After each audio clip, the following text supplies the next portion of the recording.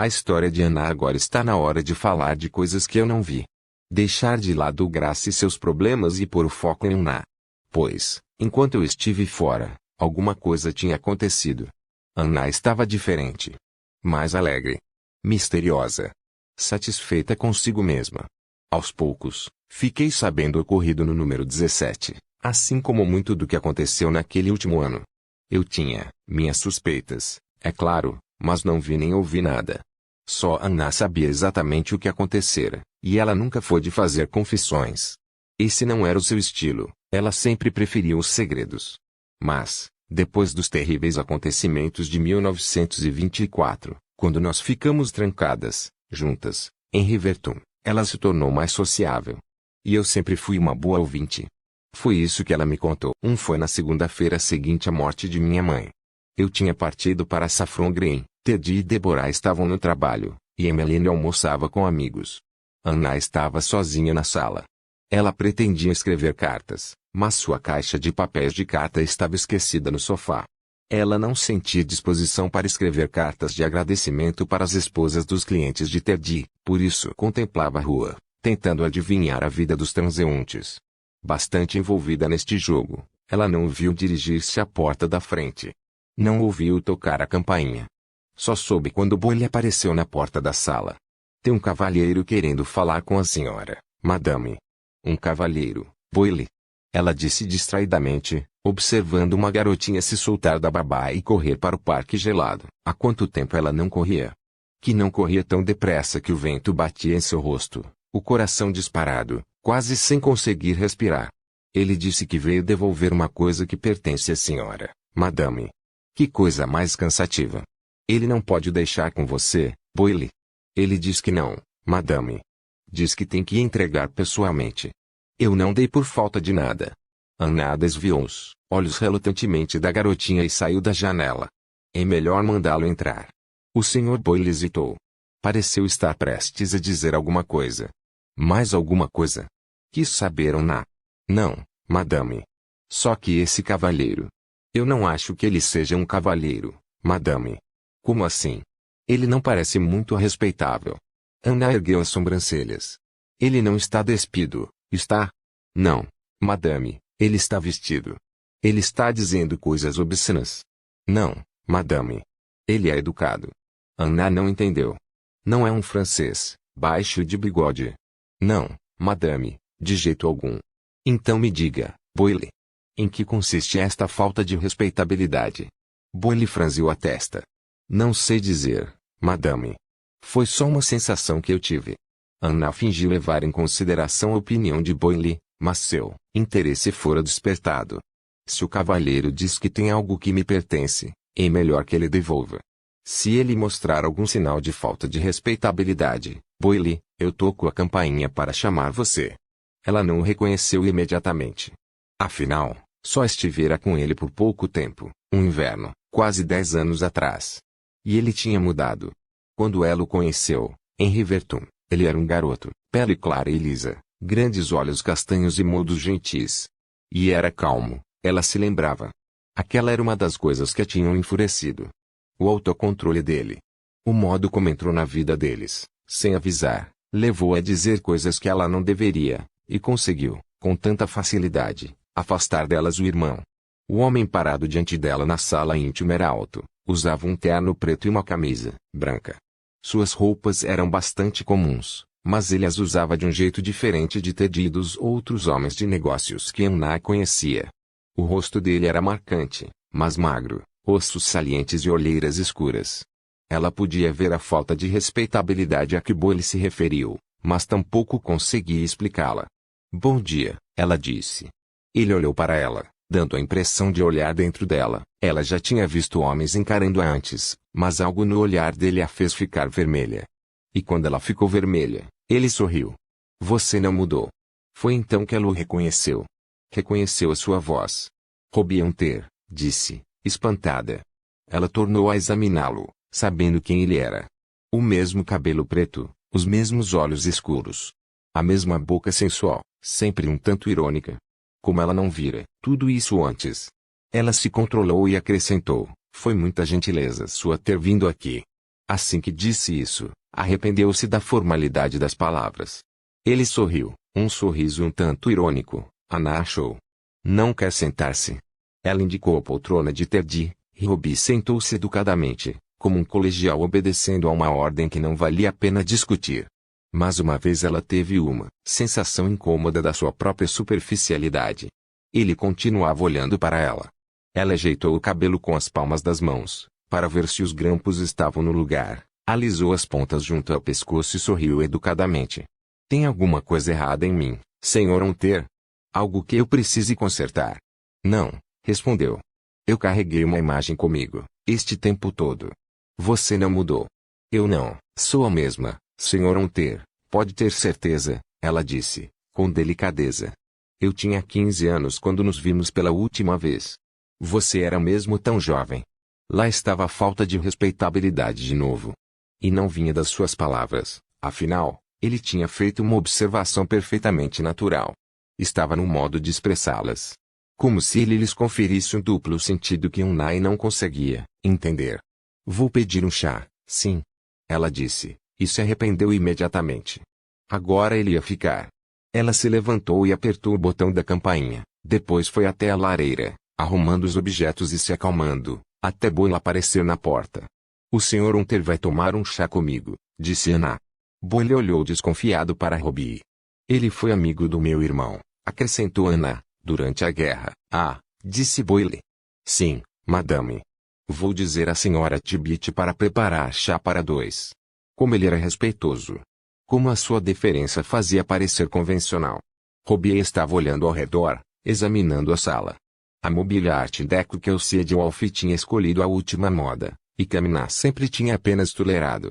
Seu olhar foi do espelho octogonal sobre a lareira até as cortinas, de losangos dourados e marrons. Moderno, não? Ana disse, tentando ser irreverente. Eu nunca sei se gosto, mas acho que a modernidade é para isso mesmo. Robbie não pareceu ter ouvido. Davi falava muito em você, ele disse. Eu tenho a sensação de conhecê-la. Você, Emmeline Riverton. Ana afundou numa cadeira ao ouvir o nome de Davi. Ela aprenderá a não pensar nele, a não abrir a caixa das lembranças dolorosas. Entretanto, ali estava a única pessoa com quem ela poderia falar sobre ele. Sim, conte-me sobre Davi, Sr. Hunter. Ela se preparou. Ela comprimiu os lábios, olhou para Robbie. Eu sempre esperei que ele tivesse me perdoado. Perdoado? Eu fui tão impertinente naquele último inverno, antes de ele partir. Nós não estávamos esperando pelo Senhor. Estávamos acostumadas a ter Davi só para nós. Acho que eu era muito teimosa. Passei o tempo todo ignorando o Senhor, desejando que não estivesse lá. Ele ergueu os ombros. Eu não notei. A porta abriu e Boyle apareceu com a bandeja de chá. Ele a colocou na mesa ao lado de Ana e recuou. Sr. Hunter, Ana disse, sabendo que Boyle estava ali, vigiando Robbie. Boyle disse que o senhor queria me devolver uma coisa.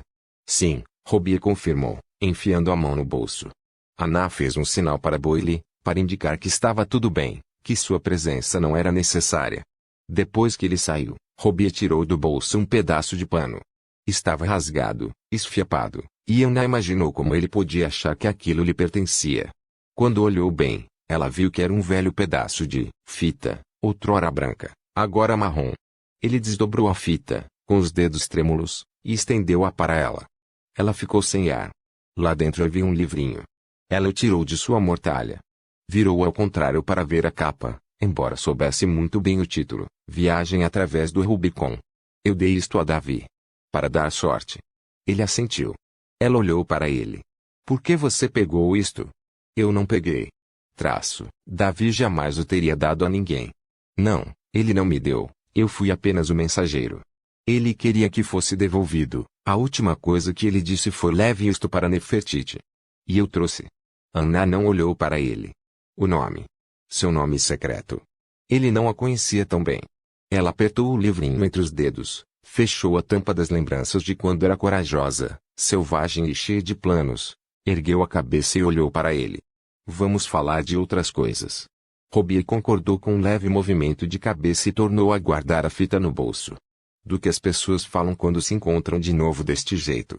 Elas perguntam como a outra tem passado, disse Ana, guardando o livrinho na escrivaninha. Para onde a vida as levou?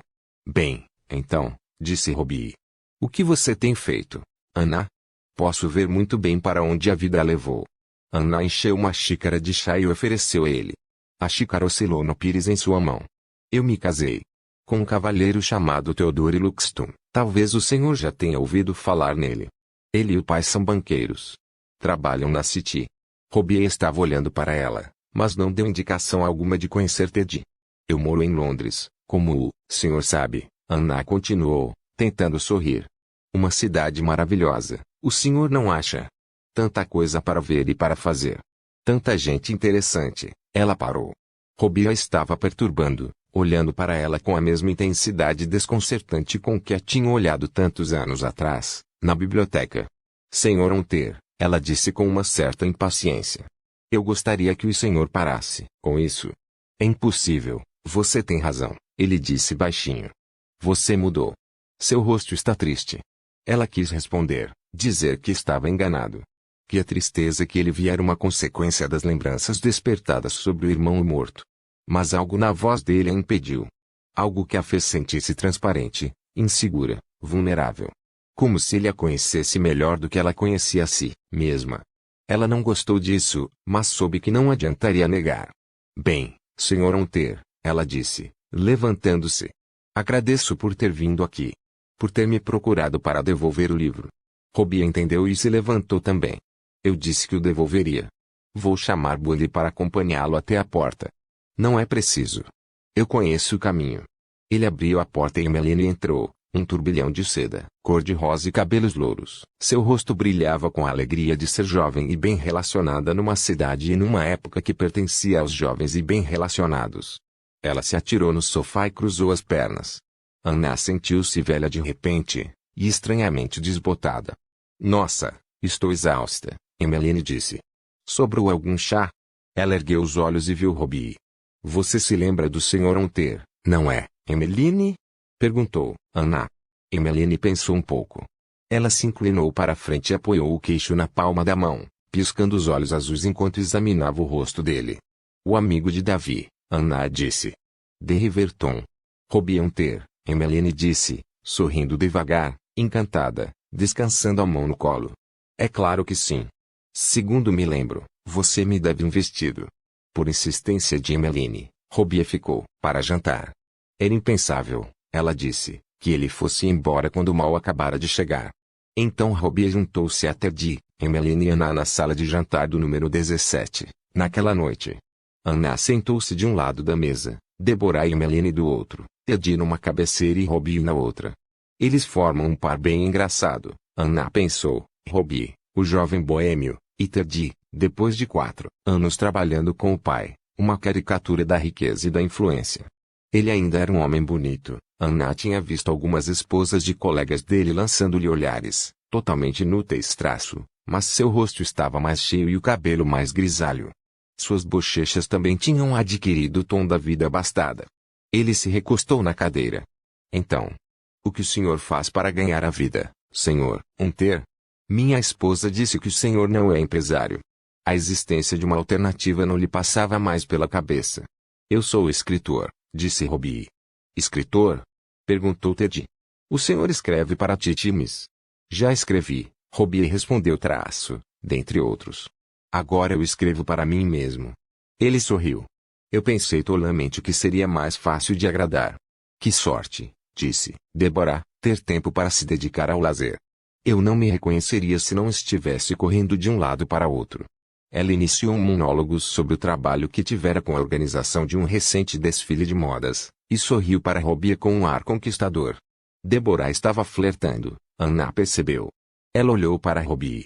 Sim, ele era bonito, de um jeito lânguido, sensual, de forma alguma, o tipo habitual de Deborah. Livros, não é? Ted disse. Poesia, explicou Robbie. Ted ergueu teatralmente as sobrancelhas. Que tédio parar, enferrujar por falta de polimento em vez de brilhar de uso. Anna estremeceu ao ouvir a citação mal feita de Tennyson. Robbie olhou para ela e sorriu. Como se respirar fosse viver. Eu sempre gostei de Shakespeare, Ted disse. Suas rimas são iguais às dele. Creio que a comparação não me é favorável, disse Robbie. Mas insisto mesmo assim. É melhor morrer em combate do que murchar em desespero. Isso mesmo, disse Ted. Enquanto Anna observava Robbie, algo que ela vislumbrara entrou em foco. De repente, ela soube quem ele era. O Sr. R.S. Hunter. Quem? Perguntou Ted. Ele olhou de Anna para Robbie, depois para Deborah, buscando um esclarecimento. Deborah ergueu os ombros, afetadamente. R.S. Hunter, Anna disse, ainda olhando para Robbie. Ela riu. Não conseguiu evitar. Eu tenho os seus poemas reunidos. Primeiro ou segundo volume. Quis saber Robbie. Progresso e desintegração, informou Anna. Ela não sabia que havia outro. Ah, disse Deborah, arregalando os olhos. Sim, eu vi um artigo no jornal. O senhor ganhou aquele prêmio. Progresso é o segundo, disse Robbie, olhando para Anna. Eu gostaria de ler o primeiro, Anna disse. Diga-me o nome, Sr. Hunter, para eu poder comprá-lo. Pode ficar com o meu exemplar, disse Robbie. Eu já li. Cá entre nós, eu acho o autor um chato. Deborah deu um sorriso e surgiu em seus olhos um brilho familiar. Estava calculando o valor de Robbie, catalogando a lista de pessoas que poderia impressionar se o fizesse comparecer a uma de suas soiréis. Pelo modo como ela esfregou os lábios vermelhos, o valor dele era alto. Anna sentiu um estranho sentimento de posse. Progresso e desintegração? Disse Ted, piscando para Robbie. O senhor não é um socialista, é, Sr. Hunter? Robbie sorriu. Não, senhor. Não tenho posses para redistribuir, nem o desejo de adquiri-las. Ted riu. Ora, Sr. Hunter, disse Deborah. Desconfio que o senhor esteja se divertindo às nossas custas. Eu estou me divertindo. Espero que não seja às suas custas. Deborah sorriu de um jeito que ela considerava sedutor. Um passarinho me diz que o senhor não é o pobretão que está dizendo. Anna olhou para Emmeline, dando uma risadinha. Não foi difícil deduzir a identidade do passarinho de Deborah. O que é que você está dizendo, Deborah? Perguntou Ted. Diz de uma vez. Nosso convidado está brincando conosco, disse Deborah, com uma voz triunfante. Porque ele não é Sr. Hunter, ele é Lord Hunter. Ted ergueu as sobrancelhas. É mesmo. Robbie girou a taça de vinho entre os dedos. É verdade que meu pai era Lord Hunter, mas eu não costumo usar o título. Ted lançou um olhar a Robbie por cima do prato de rosbife. Negar um título era algo que ele não podia entender. Ele e o pai tinham se esforçado muito para conseguir que Lloyd George lhes desse um título de nobreza. O senhor tem certeza de que não é socialista? Ele perguntou. Chega de política, Emmeline interrompeu de repente, revirando os olhos. É claro que ele não é socialista. Robbie é um de nós, e não o convidamos para fazê-lo morrer de tédio. Ela olhou para ele, apoiou o queixo na mão. Conte-nos onde você esteve, Robbie. Mais recentemente. Disse Robbie. Na Espanha. Espanha. Anna repetiu para si mesma. Que maravilha. Que coisa primitiva, Deborah disse, rindo. E o que o senhor foi fazer lá? Cumprir uma promessa feita há muito tempo. Madrid, não é? Disse Ted. Por um tempo, disse Robbie. A caminho de Segóvia. Ted franziu a testa. O que uma pessoa faz em Segóvia? Eu visitei o Alcázar. Anna ficou arrepiada. Aquele velho forte empoeirado. Deborah disse, rindo. Não conheço nada pior. Ah, não, disse Robbie. É extraordinário. Mágico. É como entrar num mundo diferente. Então, conte. Robbie hesitou, procurando as palavras certas. Às vezes eu sentia que podia enxergar o passado.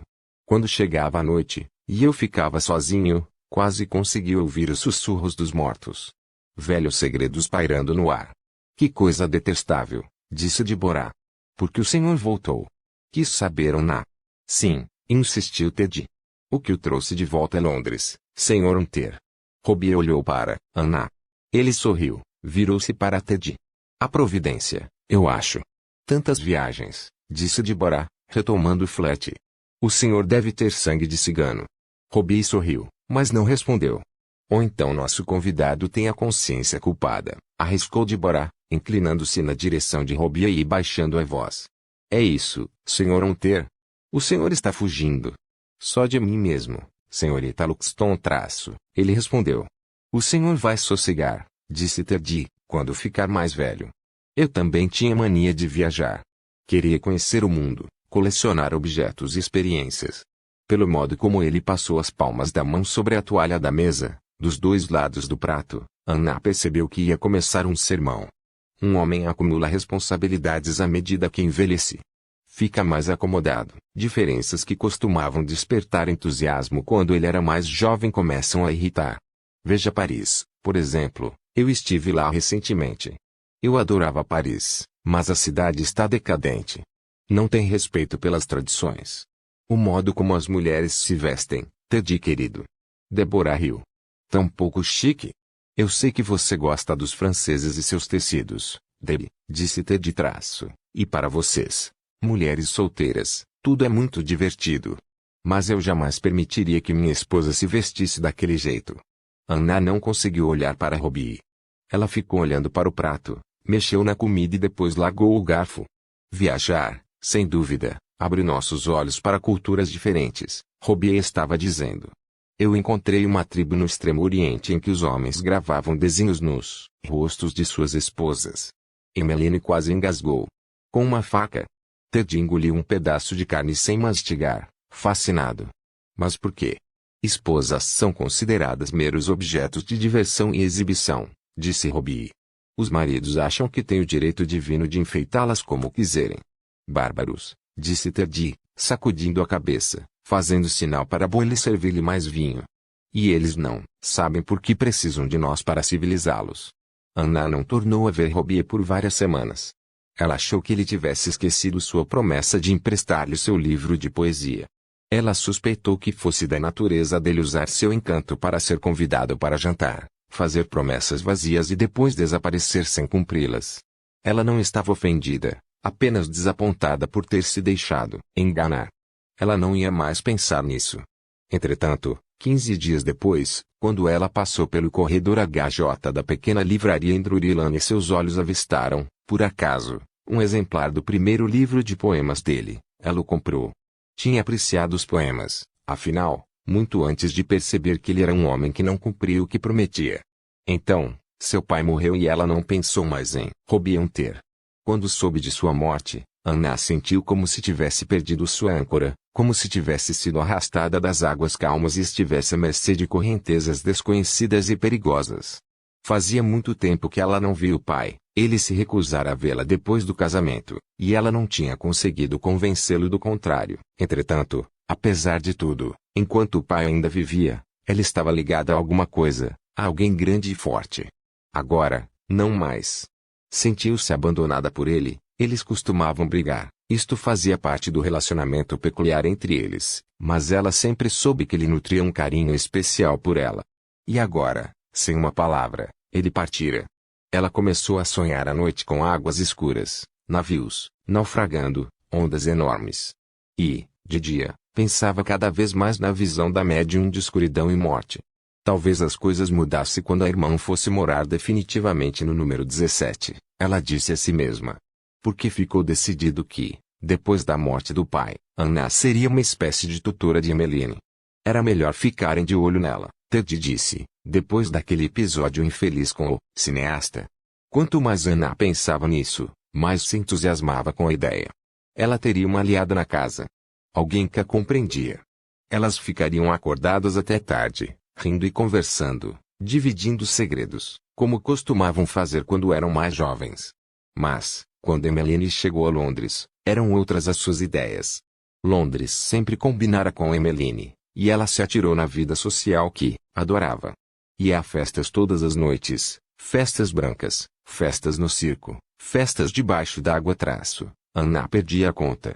Ela bebia e fumava demais, e considerava a noite um fracasso quando não via seu nome nas colunas sociais no dia seguinte.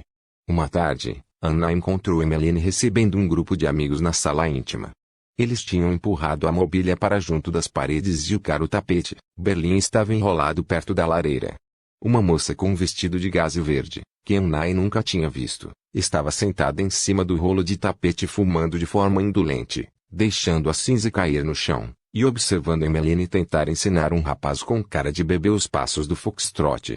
Não, não, Emmeline disse, rindo. Você tem que contar 4 movimentos, Harry querido. Não 3, aqui, segure minha mão, eu vou mostrar. Ela tornou a pôr o disco na vitrola. Pronto. Anna avançou pela extremidade da sala. Ela estava tão surpresa com a naturalidade com que Emmeline e os amigos tinham tomado posse da sala, sua sala, afinal de contas, que esqueceu o que tinha ido fazer lá. Ela foi até a escrivaninha e fingiu estar procurando alguma coisa quando Harry se atirou no sofá disse, chega. Você vai me matar, Emmy. Emmeline atirou-se ao seu lado, colocando o braço ao redor dos ombros dele.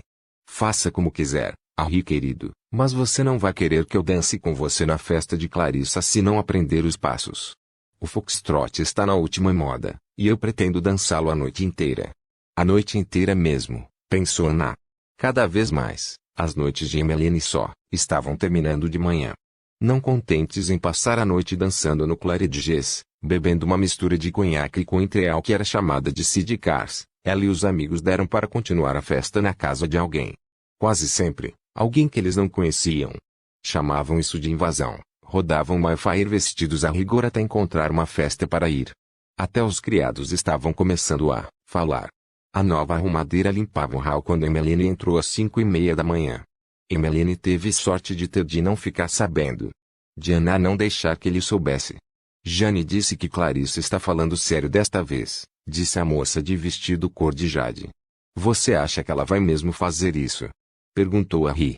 Nós vamos ver hoje à noite, disse Emmeline. Clarissa está ameaçando encrespar o cabelo há meses. Ela riu.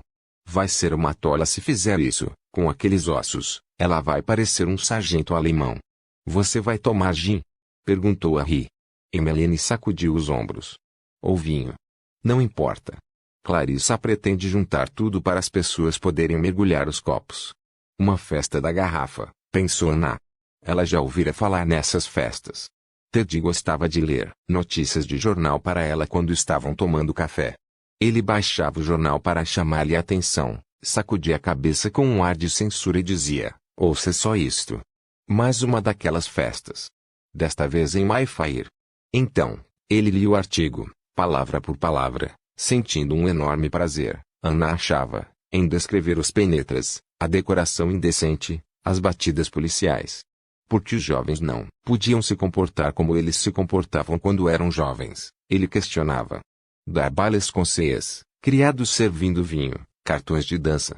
Anna ficou tão horrorizada com a insinuação de Teddy de que ela não era mais jovem que, embora achasse o comportamento de Emmeline um pouco como o de quem dança sobre o túmulo dos mortos, nunca disse nada a ela.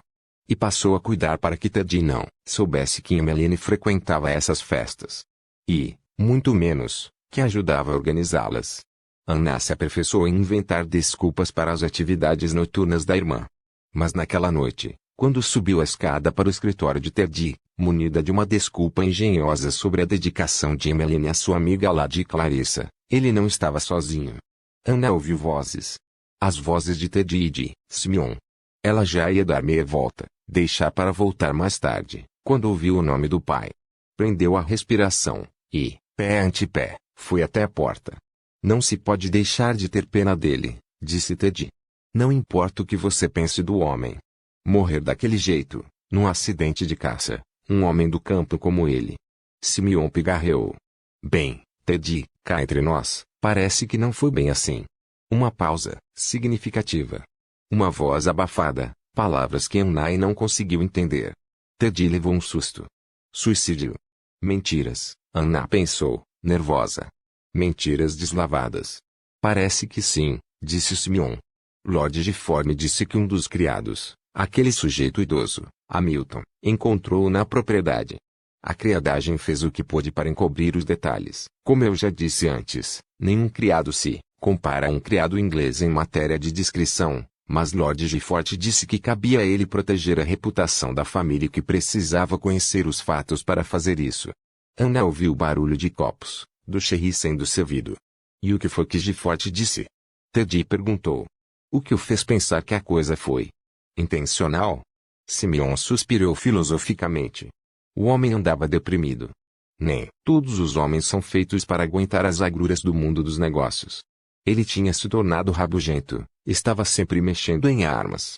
Os criados tinham passado a segui-lo quando ele saía de casa, só por precaução. Ele riscou um fósforo e o cheiro do charuto chegou até Anna. Vamos dizer que, Do meu ponto de vista, este acidente já era esperado. Houve uma pausa na conversa enquanto os dois homens refletiam sobre o assunto. Anna prendeu a respiração, atenta ao barulho de passos. Depois de alguns momentos de silêncio, Simeon prosseguiu com energia renovada. Mas Lord Gifford deu um jeito. Ninguém vai saber a diferença, e não há motivos para não tirar proveito disso. A cadeira rangeu quando ele se ajeitou nela. Eu estive pensando, já está na hora de você fazer outra tentativa na política. Os negócios nunca estiveram melhores, você não se meteu em encrencas, ganhou reputação entre os conservadores de ser um homem sensato. Por que não buscar uma indicação para o assento de Saffron? A voz de Ted ganhou o brilho da esperança. Você quer dizer ir morar em Riverton? A casa é sua agora, e as pessoas do campo adoram o senhor do castelo. Papai, Ted disse, ofegante traço, você é um gênio. Vou ligar imediatamente para Lord Gifford. Vou ver se ele fala com os outros em meu favor. Ele pegou o telefone. Não está muito tarde, está? Nunca é muito tarde para tratar de negócios, disse Simeon. Ou de política. Então Anna se afastou. Ela já tinha ouvido o bastante. Robbie voltou.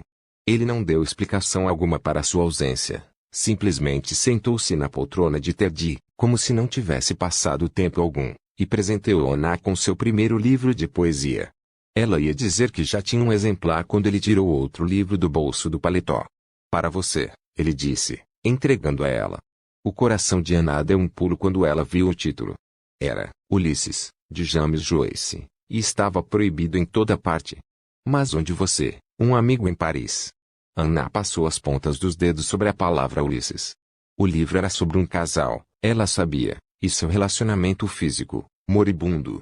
Ela havia lido, ou melhor, Ted havia lido para ela, trechos publicados no jornal. Ele os julgara nojentos, e ela havia concordado. Na verdade, ela os tinha achado estranhamente comoventes. Mas podia imaginar o que Ted diria se ela confessasse isso. Teria achado que ela estava doente, teria mandado que consultasse um médico. E talvez ela estivesse mesmo doente. Mas, embora excitada com a possibilidade de ler o romance, ela não sabia o que pensar do fato de Robbie tê-la presenteado. Será que ele achava que ela era o tipo de mulher para quem estes assuntos eram normais?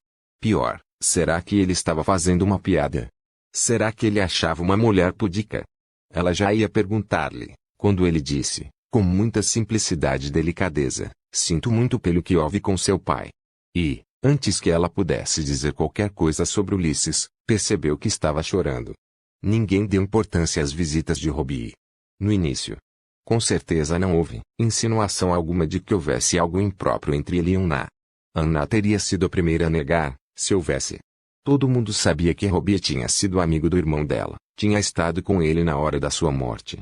Se ele parecia um tanto diferente, não muito respeitável, como ela sabia que Boyle continuava afirmando, isto era atribuído facilmente ao terrível mistério da guerra. As visitas de Robbie não tinham regularidade alguma, sua chegada nunca era planejada. Mas Anna começou a esperar por elas com ansiedade. Às vezes estava sozinha, às vezes Emmeline ou Deborah estava com ela, não fazia diferença. Para Anna, Robbie tornou-se um rumo na vida. Eles falavam de livros e de viagens. Ideias absurdas e lugares longínquos. Ele parecia saber muito sobre ela. Era quase como ter Davi, de volta. Talvez, se Anna estivesse menos preocupada, ela tivesse notado que não era a única que gostava das visitas de Robbie. Ou tivesse observado que Deborah estava passando mais tempo em casa. Mas não notou. Foi uma surpresa quando, uma manhã, na sala de visitas, Deborah largou suas palavras cruzadas e disse, vou dar uma festa para lançar um novo perfume Chanel na semana que vem, senhor, e sabe de uma coisa? Estive tão ocupada organizando a festa que não tive tempo de pensar num par para mim. Ela sorriu, dentes muito brancos e lábios vermelhos. Duvido que isto seja uma dificuldade, disse Robbie. Deve haver um monte de sujeitos querendo navegar nas ondas douradas da sociedade. É claro, disse Deborah, entendendo mal a ironia de Robbie. Mesmo assim, está muito em cima da hora. Lord Woodall certamente iria com você, disse Anna. Lord Woodall está viajando, Deborah disse depressa. Ela sorriu para Robbie. E eu não posso ir sozinha. Ir desacompanhada é mais divertido, segundo Emmeline, disse Anna. Deborah não pareceu ter ouvido. Ela piscou os olhos para Robbie. A menos, ela sacudiu a cabeça com uma timidez que não combinava com ela. Não, é claro que não. Robbie não disse nada. Deborah comprimiu os lábios. A menos que o senhor me acompanhe, Sr. Hunter. Anna prendeu a respiração. Eu? Robbie disse, rindo. Acho que não. Por que não? Disse Deborah. Nós nos divertiríamos muito. Eu não entendo nada de moda, disse Robbie. Seria um peixe fora d'água. Eu sou uma ótima nadadora, disse Deborah. Vou mantê-lo, flutuando. Mesmo assim, disse Robbie. Não. Não pela primeira vez. Anna ficou com o ar preso na garganta. Ele tinha uma falta de cerimônia completamente diferente da vulgaridade afetada dos amigos de Emmeline. A dele era autêntica e, Anna pensou, maravilhosa. Devidamente rejeitada, Deborah pegou o jornal e pareceu retomar as palavras cruzadas. Robbie sorriu para Anna, um sorriso que a fez sentir-se culpada de alguma forma, cúmplice. Uma cumplicidade deliciosa. Ela não pôde evitar e retribuiu-lhe o sorriso. Deborah ergueu os olhos e olhou para eles. Anna reconheceu aquela expressão. Deborah tinha herdado, juntamente com a paixão da conquista, de Simeon. Ela apertou os lábios, sentindo o gosto amargo da derrota. O senhor é um forjador de palavras, Sr. Hunter, ela disse com frieza. Qual é a palavra de 9 letras começada por G que significa um erro de julgamento? No jantar, alguns dias depois, Deborah vingou-se da grosseria de Robbie. Eu notei que o Sr. Hunter esteve aqui hoje, de novo, ela disse, cortando uma fatia de doce. Ele trouxe um livro que achou que iria me interessar, Anna disse. Deborah olhou para Teddy, que estava sentado na cabeceira, dissecando seu peixe. Acho que as visitas do Sr. Hunter podem estar deixando a criadagem preocupada. Anna alargou os talheres. Não sei por que a criadagem acharia preocupantes as visitas do Sr. Hunter. Não, disse Deborah, levantando-se. Eu achei que você não entenderia. Você nunca assumiu responsabilidade alguma com relação à criadagem. Ela falou devagar, pronunciando bem cada palavra. Os criados são como crianças, Anna, querida. Eles gostam de uma boa rotina, acham quase impossível funcionar sem isso. Cabe a nós, seus superiores, dar uma rotina a eles. Ela inclinou a cabeça de lado. Como você sabe, as visitas do Sr. Hunter são imprevisíveis. Como ele mesmo admite, ele não entende nada acerca de convenções sociais. E nem mesmo telefona antes para você poder avisar. Ah, senhora Tibbit tem um trabalhão para preparar chá para 2 quando preparou só para 1. Não é justo. Você não concorda, Ted? O quê? Ele ergueu os olhos do peixe. Eu só estava dizendo, Deborah enfatizou, como é lamentável que a criadagem esteja tão agitada ultimamente. A criadagem está agitada. Espantou-se Ted. Ele tinha um pavor herdado do pai de que a classe trabalhadora um dia se revoltasse. Eu vou falar com o Sr. Hunter, Anna disse depressa. Vou pedir a ele para telefonar antes, no futuro. Deborah pareceu refletir. Não, ela disse, sacudindo a cabeça. Acho que está um pouco tarde para isso. Talvez fosse melhor que ele parasse com essas visitas. Um tanto radical isso, não acha, Debbie? Ted disse, e Anna sentiu uma onda de afeição por ele. O Sr. Hunter sempre me pareceu bastante inofensivo. Boêmio, é verdade, mas inofensivo. Se ele avisar antes, tenho certeza que a criadagem, há outras questões a considerar, Deborah insistiu. Não vamos querer que as pessoas julguem erroneamente, vamos, Ted? Julguem erroneamente? Ted disse, franzindo a testa. Ele começou a rir. Ora, Debbie, você está dizendo que alguém pode achar que Anna e o Sr. Hunter, que a minha esposa e um sujeito como ele. Anna fechou os olhos devagar. É claro que não, Deborah disse. Mas as pessoas adoram falar, e isso não é bom para os negócios. Nem para a política. Política? Ted disse. Mamãe me contou que você vai fazer outra tentativa, disse Deborah. Como as pessoas podem confiar que você vai controlar seu eleitorado se acharem que você não consegue controlar sua própria esposa? Ela enfiou uma garfada de comida na boca, evitando tocar os cantos dos lábios pintados de batom. Ted ficou nervoso. Eu não tinha pensado nisso. Nem deveria pensar, retrucou Anna. O Sr. Hunter era muito amigo do meu irmão. Ele vem aqui para conversarmos sobre Davi. Eu sei disso, minha querida, Ted disse com um sorriso sem jeito. Ellie ergueu os ombros. Mesmo assim, Debbie tem razão. Você entende, não é mesmo? Não podemos dar às pessoas uma ideia errada. Deborah grudou em Amna depois disso. Tendo sido rejeitada por Robbie, ela queria ter certeza de que ele recebesse a ordem, e o que era mais importante, que soubesse de onde ela viera. Assim, quando Robbie apareceu de novo, tornou a encontrar Deborah no sofá da sala de visitas ao lado de Anna. Boa tarde, Sr. Hunter, Deborah disse, sorrindo enquanto desfazia os nós do pelo do seu cãozinho maltês, Bunty. Que prazer em vê-lo. O senhor vai bem? Robbie assentiu.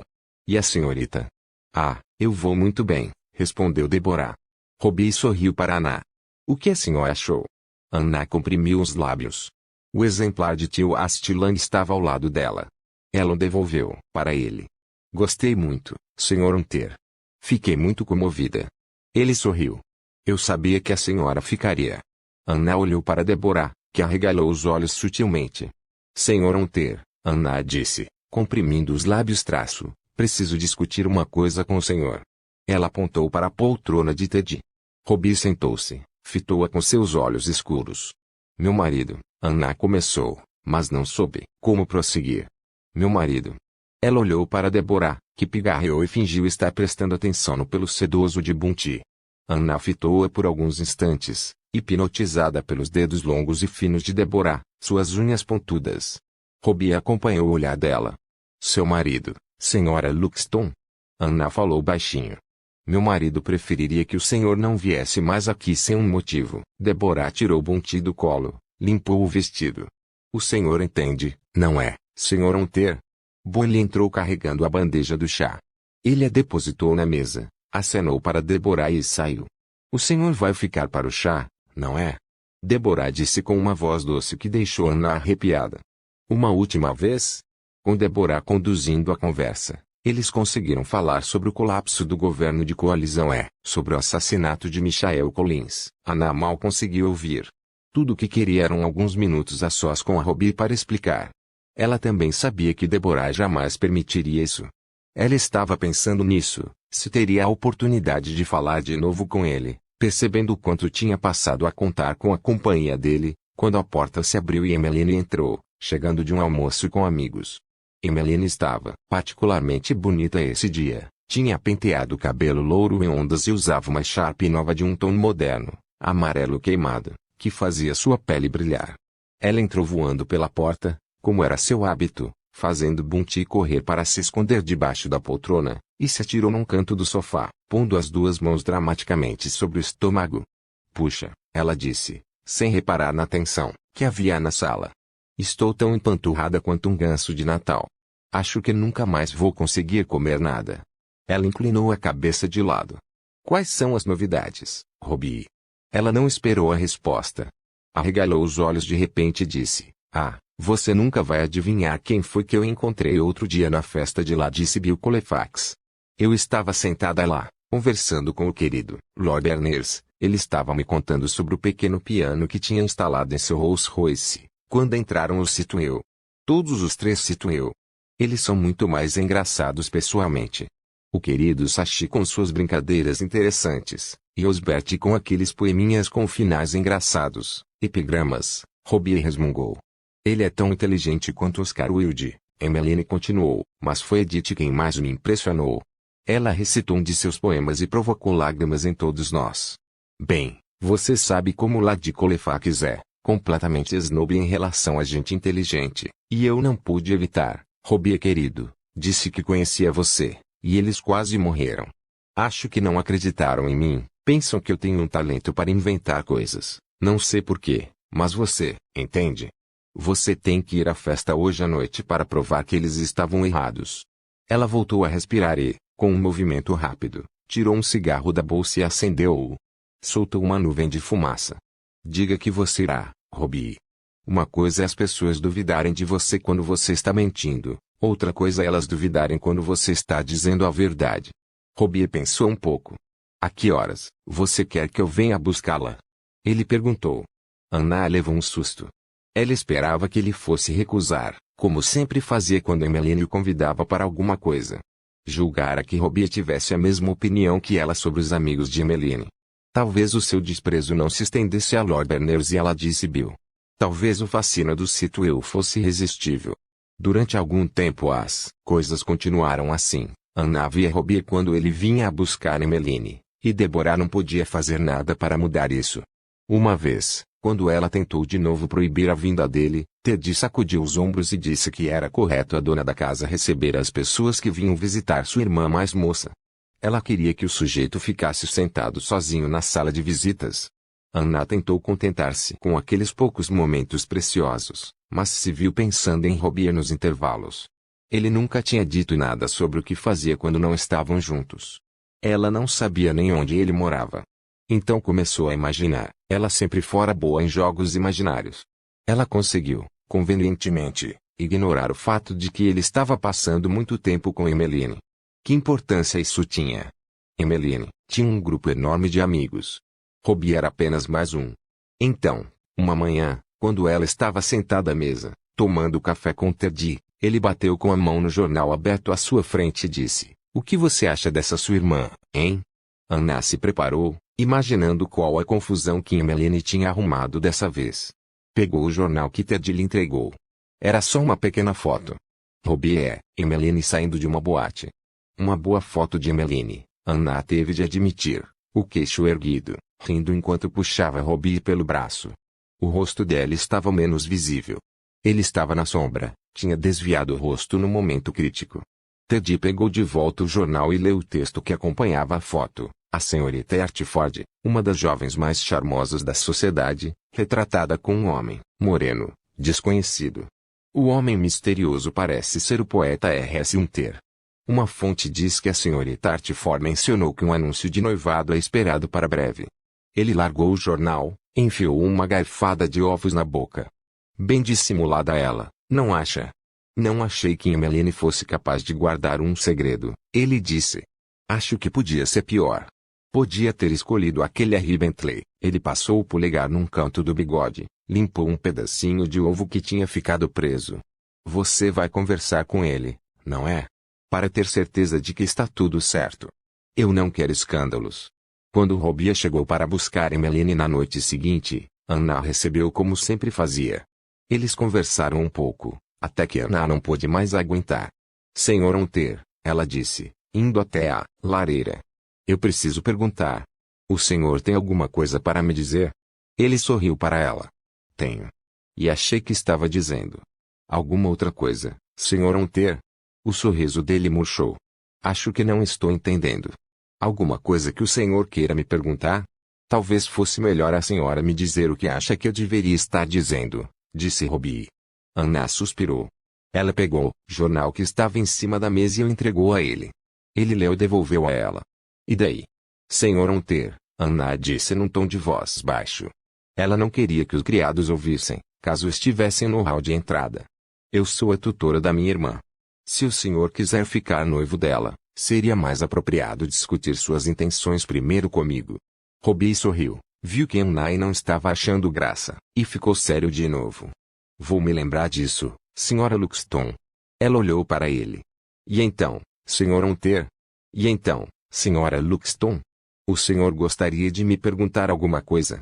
Não, Robbie disse, rindo. Eu não tenho intenção alguma de me casar com Emmeline. Nem agora nem nunca. Mas obrigado por perguntar. Ah, Anna disse simplesmente. Emmeline sabe disso. Robbie sacudiu os ombros. Não, sei porque ela não saberia. Eu nunca dei motivo algum a ela para imaginar o contrário. Minha irmã é romântica, disse Anna. Ela se afeiçoa com facilidade às pessoas. Então ela vai ter que se desafeiçoar. Anna sentiu pena de Emmeline, mas sentiu uma outra coisa também. Ela odiou a si mesma quando percebeu que estava aliviada. O que foi? Robbie disse.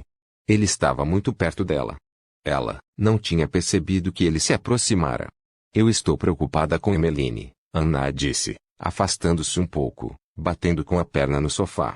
Ela imagina que seus sentimentos sejam diferentes do que são na realidade. O que eu posso fazer? Robbie perguntou. Eu já disse a ela que eles não são.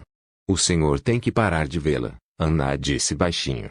Diga a ela que não está interessado em festas. Isso não deve ser muito difícil. Afinal, O senhor mesmo disse que não tem muito o que conversar com os amigos dela. Não tenho mesmo. Então, se o senhor não sente nada por Emmeline, seja honesta com ela.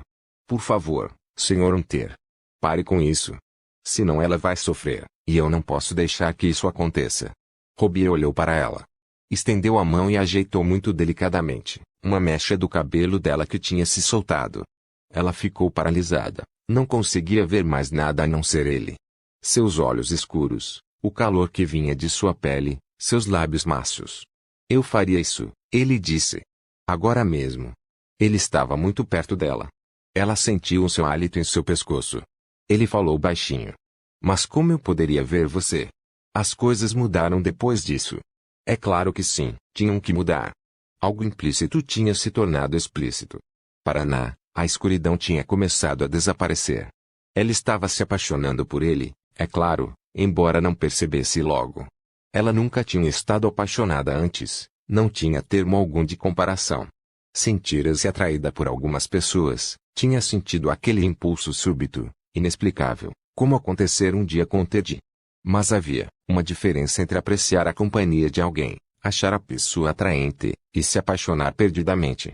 Os encontros ocasionais pelos quais ela antes ansiava, roubados enquanto Robbie esperava por Emmeline, não eram mais suficientes.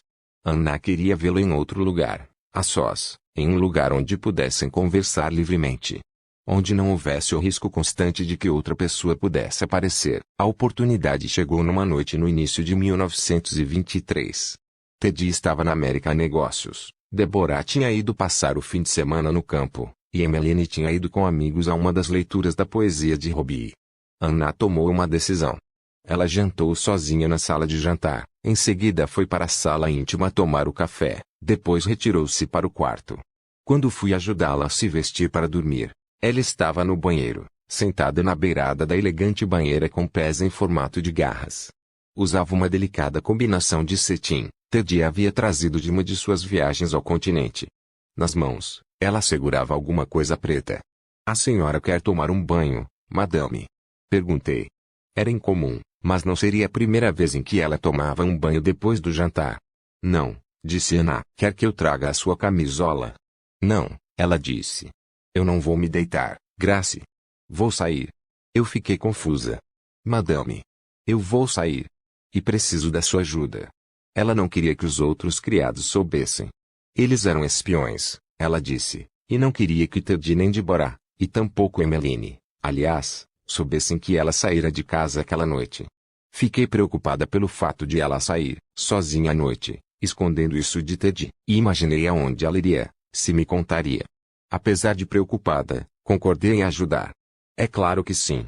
Era um pedido dela. Nenhuma de nós disse nada enquanto eu ajudei a vestir o vestido que ela já tinha escolhido, azul claro com uma franja que chegava aos joelhos. Ela se sentou de frente ao espelho, enquanto eu prendia seu cabelo. Mexendo no vestido, torcendo a corrente do pescoço, mordendo o lábio.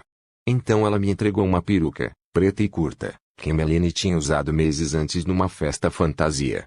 Eu fiquei surpresa, ela não tinha o hábito de usar perucas traço, mas aprendi em sua cabeça. Depois dei um passo para trás para observar. Ela parecia outra pessoa. Parecia Louise Brooks. Ela pegou um frasco de perfume, outro presente de Ted traço, Chanel número 5, trazido de Paris no ano anterior, mas mudou de ideia. Largou o frasco e se olhou no espelho. Foi então que eu vi o pedaço de papel na sua escrivaninha, leitura de Robbie, estava escrito. Tistragat, Sou, sábado, 10 p.m. Ela pegou o papel e guardou na bolsa. Então, pelo espelho, nossos olhos se encontraram. Ela não disse nada, nem precisava. Imaginei como não tinha adivinhado. Quem mais poderia deixá-la tão alerta? Tão nervosa? Tão cheia de expectativa? Eu fui na frente, para me certificar de que os criados estivessem todos no andar de baixo. Então disse ao Sr. Boyle que tinha notado uma mancha na vidraça do vestíbulo. Não era verdade. Mas não podia deixar que algum criado me ouvisse abrir a porta da frente à toa. Tornei a subir e fiz sinal a Anna de que o caminho estava livre. Abri a porta da frente e ela saiu. Do outro lado, nós paramos. Ela se virou para mim e sorriu. Tome cuidado, madame, eu disse, controlando o nervosismo. Ela balançou a cabeça. Obrigada, Grace. por tudo. E desapareceu na escuridão, silenciosamente, com os sapatos na mão para não fazer o menor ruído. Anna achou um táxi na esquina e deu ao motorista o endereço do clube onde Robbie estava fazendo a leitura. Ela estava tão excitada que mal conseguia respirar. Precisou bater com os pés no chão do táxi para convencer a si mesma de que aquilo estava mesmo acontecendo. O endereço fora fácil de conseguir. Emmeline tinha um diário onde prendia panfletos, anúncios e convites, e Anna não demorou muito a encontrá-lo. Ela nem precisava ter tido esse trabalho. Assim que disse o nome do clube para o motorista, ele não precisou de mais informação alguma. O Stray Cat era um dos clubes mais conhecidos do Sul, um lugar de encontro de artistas, traficantes de drogas, magnatas e jovens membros da aristocracia, entediados e desocupados, querendo libertar-se das algemas de seu nascimento. Ele parou o táxi e disse a ela para ter cuidado, sacudiu a cabeça enquanto ela pagava. Ela se virou para agradecer, e ficou, vendo o nome do clube refletido no táxi preto desaparecer na noite. Anna nunca tinha ido a um lugar desses antes. Ela ficou parada, contemplou a fachada de tijolos, o letreiro iluminado e a multidão de gente alegre reunida na rua. Então era a isto que Emmeline se referia quando falava dos clubes. Era aqui que ela e os amigos vinham se divertir à noite. Anna estremeceu sob a Sharp, baixou a cabeça e entrou, recusando a oferta do empregado de guardar seu agasalho. Lá dentro era pequeno, do tamanho de uma sala, e estava quente, apinhado de gente. O ar enfumaçado cheirava a gin. Ela ficou perto da entrada, ao lado de uma coluna, e examinou a sala, procurando Robbie. Ele já estava no palco, se aquilo podia ser chamado de palco. Um lugar vazio entre o piano e o bar. Ele estava sentado num banquinho, com um cigarro na boca, fumando preguiçosamente.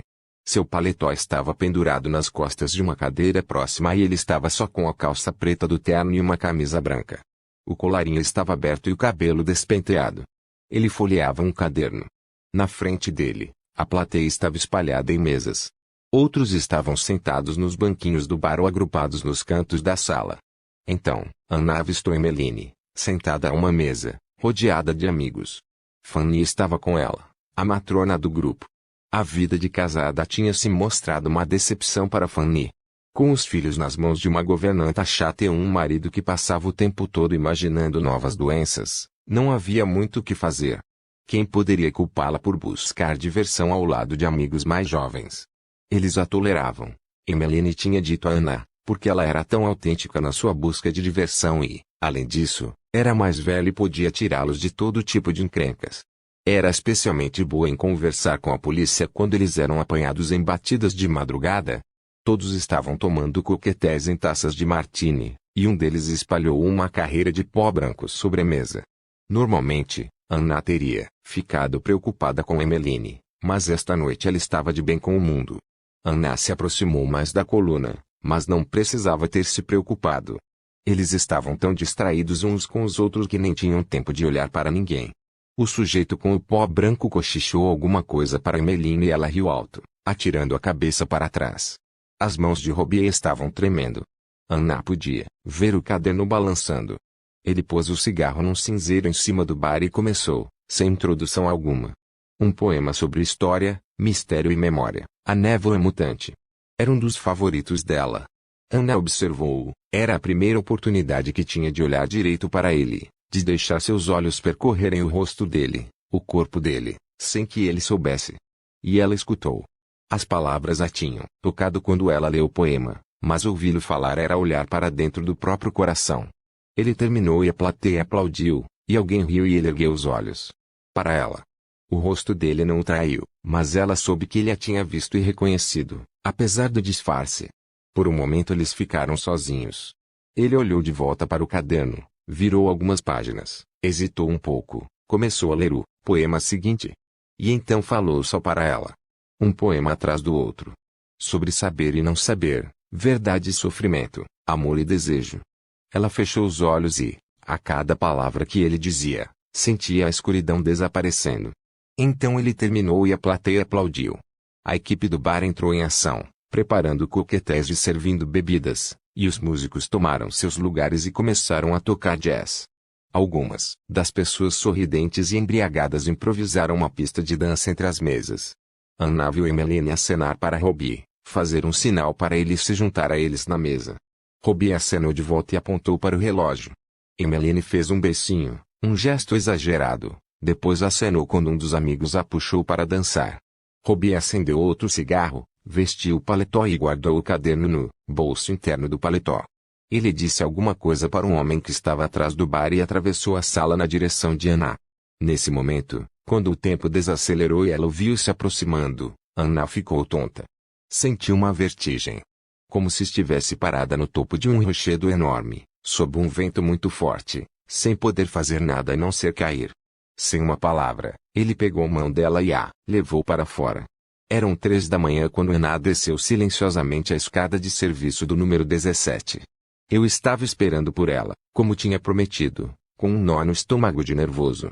Ela chegou mais tarde do que eu previra, e a escuridão e a inquietação tinham enchido a minha cabeça de cenas tenebrosas. Graças a Deus, Anna disse, passando pela porta que eu tinha aberto. Eu estava com medo que você tivesse esquecido. É claro que não, madame, eu disse, ofendida. Anna entrou e caminhou pé ante pé pelo hall, com os sapatos na mão. Ela começou a subir a escada para o segundo andar quando percebeu que eu estava atrás dela. Não precisa me ajudar a trocar de roupa, Grace. Já está muito tarde. Além disso, quero ficar sozinha. Eu parei onde estava, com minha camisola branca, parecendo uma criança perdida. Madame. Anna se virou. Sim. A senhora se divertiu, madame. Anna sorriu. Ah, Grace. Esta noite a minha vida começou. 3 eles sempre se encontravam na casa dele. Ela sempre imaginara onde ele morava, mas nunca se aproximara da verdade. Ele era dono de um barco chamado Suete Dulce, que ficava atracado na beira do Tamisa, geralmente perto da ponte de Chelsea. Ele o tinha comprado de um amigo, contou a ela, na França, depois da guerra, e velejara de volta a Londres. Era um barquinho robusto e, apesar das aparências, perfeitamente capaz de uma viagem em alto mar.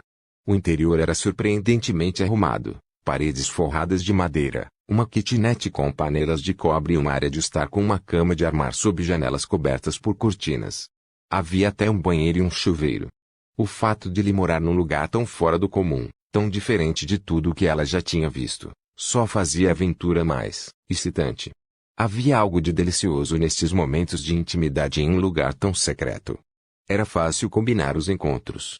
Robbie ia buscar Emmeline e, enquanto esperava, passava um bilhete para Anna com uma data e um horário e a ponte onde ele estaria atracado. Anna lia o bilhete, concordava, e eles se encontravam.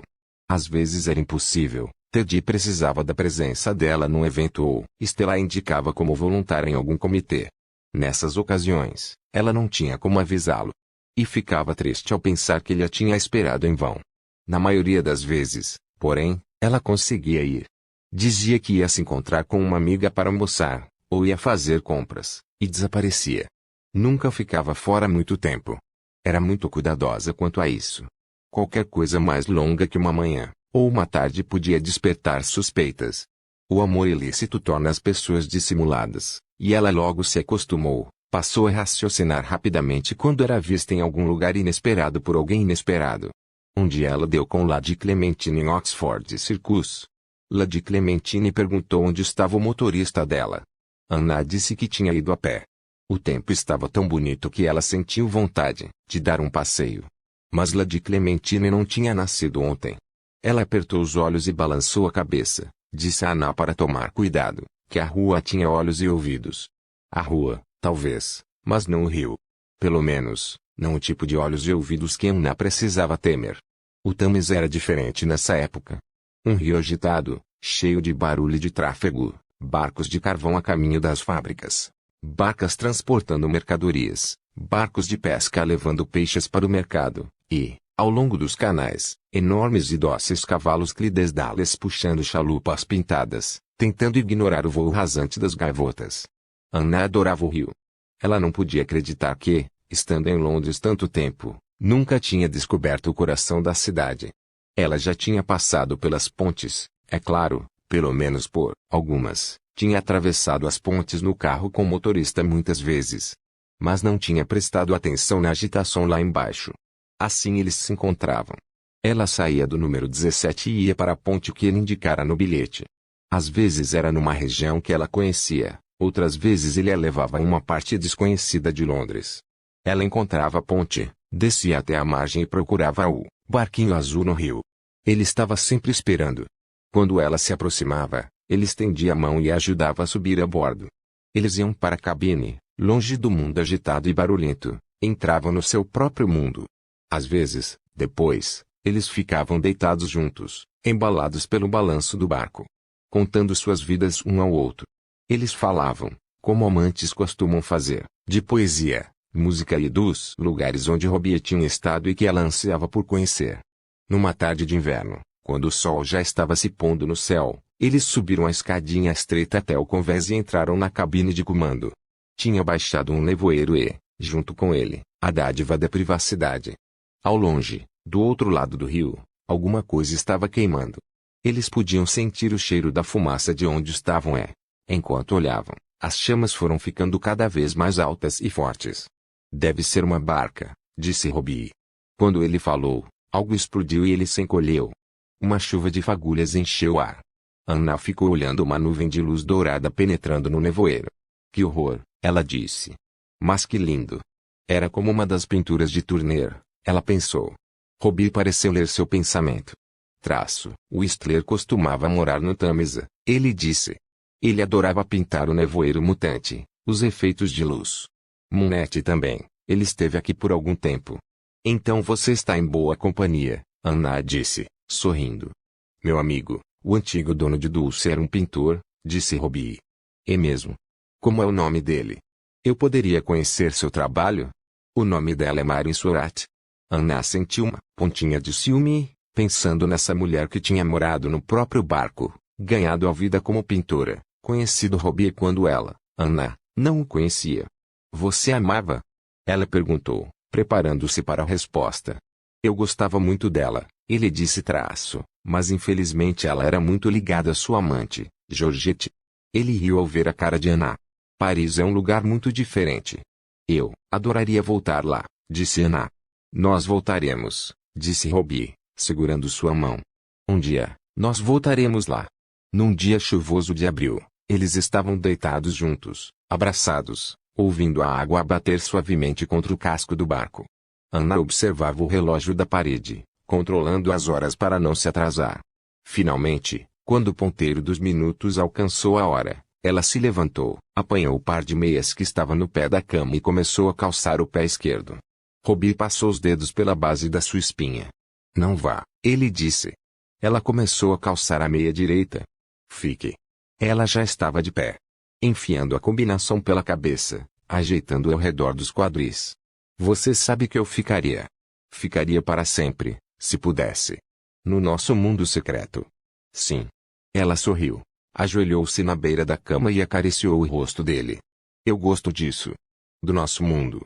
Um mundo secreto. Eu amo segredos. Ela suspirou, já vinha pensando nisso havia algum tempo. Não sabia por que queria tanto compartilhar isto com ele. Quando éramos crianças, ela disse nós costumávamos jogar um jogo. Eu sei, disse Robbie. Davi me contou sobre o jogo. Ele contou?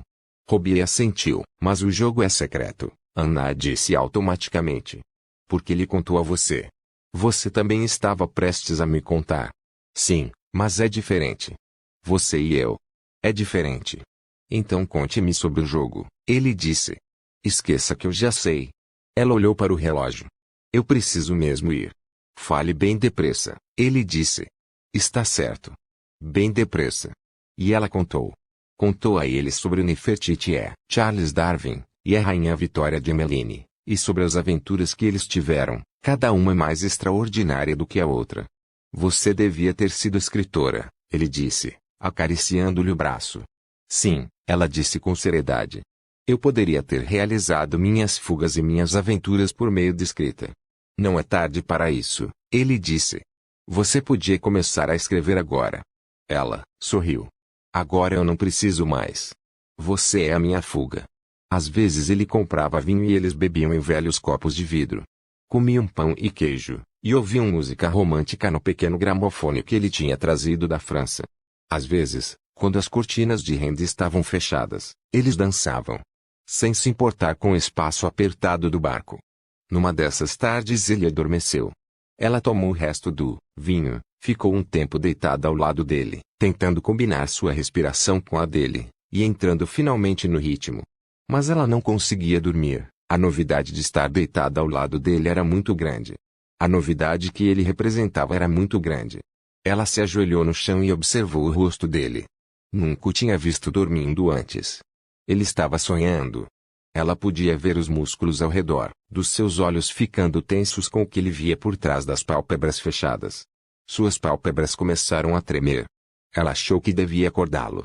Não gostava de vê-lo assim, com o rosto bonito todo contorcido.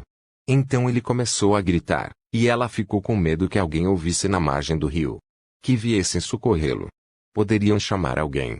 A polícia, ou pior. Ela pôs a mão no braço dele, passou os dedos de leve por cima da cicatriz familiar. Ele continuou dormindo, continuou gritando. Ela o sacudiu de leve, chamou o nome dele. Robbie. Você está sonhando, meu amor.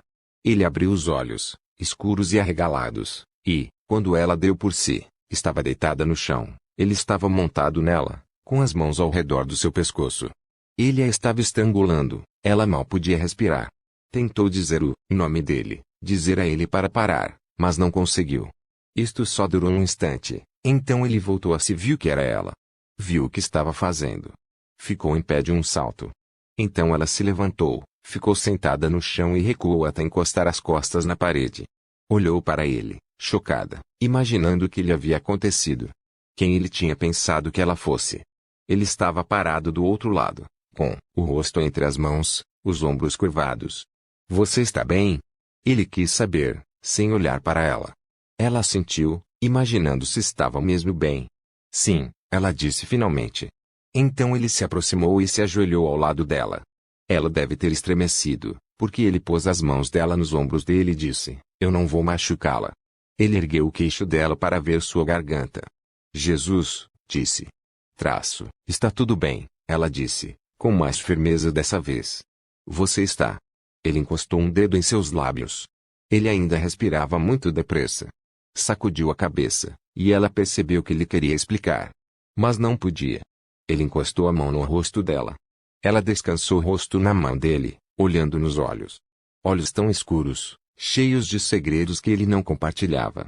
Ela queria conhecer todos, fazer com que ele confiasse todos a ela. E quando ele beijou sua garganta, bem de leve, ela gemeu, como sempre fazia.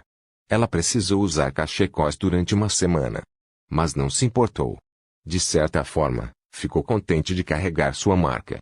Isto tornava os intervalos entre os encontros mais suportáveis. Era um lembrete secreto de que ele realmente existia, de que eles existiam. Do seu mundo secreto. Às vezes ela olhava a marca, no espelho, como uma noiva olha para o seu anel de noivado. Para lembrar. Ela sabia que ele ficaria horrorizado se ela lhe contasse isso. Casos de amor, no início, só se ocupam do presente. Mas existe uma hora em que, um evento, uma troca, algum outro fator desconhecido, trazem o passado e o futuro de volta à cena. Para Ana, foi isso. Havia outras facetas nele. Coisas que ela não sabia antes. Ela estivera tão maravilhada com ele que não tinha podido enxergar além da sua felicidade imediata. Quanto mais pensava sobre este aspecto dele, do qual conhecia tão pouco, mais frustrada ficava. E mais determinada a saber tudo. Numa tarde fria de setembro, estavam sentados juntos na cama, olhando para a margem do rio. Havia pessoas andando de um lado para outro, e eles estavam dando a elas nomes e vidas imaginárias. Ficaram silenciosos por algum tempo, apenas observando as pessoas de seu lugar secreto, quando Robbie pulou da cama. Ela ficou onde estava, virou-se para olhar para ele, sentado na cadeira da cozinha, com uma perna encolhida sob o corpo, a cabeça inclinada sobre o caderno. Ele estava tentando escrever um poema. Tinha tentado o dia todo. Estava distraído, não tinha conseguido jogar o jogo deles com entusiasmo. Ela não se importou. De certa forma que ela não conseguia explicar, a distração dele o tornava ainda mais atraente. Ela ficou deitada na cama, vendo os dedos dele segurando o lápis, desenhando as letras, parando, hesitando, riscando e recomeçando. Ele atirou o caderno e o lápis na mesa e esfregou os olhos. Ela não disse nada. Já estava acostumada. Não era a Primeira vez que o via assim. Ela sabia que ele estava frustrado por não conseguir encontrar as palavras certas. Pior, estava assustado. Ele não lhe dissera, mas ela sabia. Ela o tinha observado, e também lido a respeito, na biblioteca e em jornais e revistas. Era um traço do que os médicos chamavam de choque pós-traumático. A inconfiabilidade da memória, o amortecimento do cérebro devido a experiências traumáticas. Ele tirou a mão dos olhos e tornou a pegar o papel e o lápis. Recomeçou a escrever, parou, riscou o que tinha escrito. Ela queria muito ajudar, fazê-lo esquecer. Faria qualquer coisa para acabar com aquele medo que ele tinha de estar enlouquecendo. E então o inverno tornou a chegar. Ele encostou a pequena lareira do barco na parede da cozinha. Eles se sentaram no chão, vendo as chamas tremulando e assobiando na lareira. A pele deles estava quente e eles estavam embriagados de vinho e do calor do corpo um do outro. Anna tomou um gole de vinho e disse, "Por que você não conversa sobre a guerra?" Ele não respondeu e acendeu um cigarro. Ela havia lido textos de Freud sobre recalque e tinha ideia de que, se conseguisse que Robbie falasse sobre o assunto, talvez ficasse curado. Ela prendeu a respiração, imaginando se teria coragem de perguntar. "É porque você matou alguém?" Ele olhou para o perfil dela, deu uma tragada no cigarro, soltou a fumaça e sacudiu a cabeça. Então começou a rir baixinho, sem humor algum. Estendeu a mão e tocou-lhe delicadamente o rosto. "É isso?" Ela murmurou, ainda sem olhar para ele. Ele não respondeu, e ela tomou outro rumo. "Com quem é que você sonha?" Ele tirou a mão. "Você sabe a resposta," ele disse. "Eu só sonho com você." "Espero que não," disse Anna. "Seus sonhos não são muito agradáveis." Ele deu outra tragada no cigarro, soltou a fumaça. "Não me pergunte. É choque pós-traumático, não é?" Ela disse, virando-se para ele. "Tenho lido sobre isso." Seus olhos se encontraram. Os dele tão escuros. Como tinta, fresca, cheios de segredos. "Choque pós-traumático," ele disse. "Eu sempre imaginei quem teria inventado isso. Acho que precisam de um nome bonito para descrever o indizível para as belas damas que ficaram em casa." "Belas damas como eu, você quer dizer," disse Anna. Ela ficou desconcertada. Não estava com disposição para ser enrolada. E começou a vestir a combinação e calçar as meias. Ellie suspirou. Ela sabia que ele não queria que ela fosse embora assim. Zangada com ele. "Você já leu Darwin?" Ele perguntou. "Charles Darwin?" Ela disse, virando-se para ele. "É claro. Mas o que Charles Darwin tem a ver com adaptação? Sobrevivência é uma questão de adaptação. Alguns são melhores nisso do que outros. Adaptação a quê? A guerra. A pensar rápido. As novas regras do jogo." Anna refletiu sobre o que ele tinha dito. Um barco grande passou, fazendo o barquinho balançar. "Eu estou vivo," Robbie disse, com as chamas se refletindo em seu rosto, "porque outro infeliz não está." Então agora ela sabia. Ela examinou seus sentimentos. "Eu estou feliz por você estar vivo," ela disse, mas sentiu um arrepio que veio lá do fundo. E quando os dedos dele acariciaram seu pulso, ela retirou a mão, inconscientemente. "É por isso que ninguém fala a respeito disso," ele disse. "As pessoas sabem que, se falarem, os outros irão vê-las como elas são na realidade. Membros do partido do demônio movimentando-se no meio de gente comum, como se ainda pertencessem a este mundo. Como se não fossem monstros assassinos que voltaram de uma carnificina. Não diga isso. Você não é um assassino. Eu sou um matador. É diferente. Havia uma guerra. Você agiu em defesa própria. Em defesa de outros." Ele sacudiu os ombros. "Ainda assim foi uma bala enfiada no cérebro de algum sujeito." "Pare com isso," ela murmurou. "Eu não gosto quando você fala desse jeito." Então não devia ter perguntado.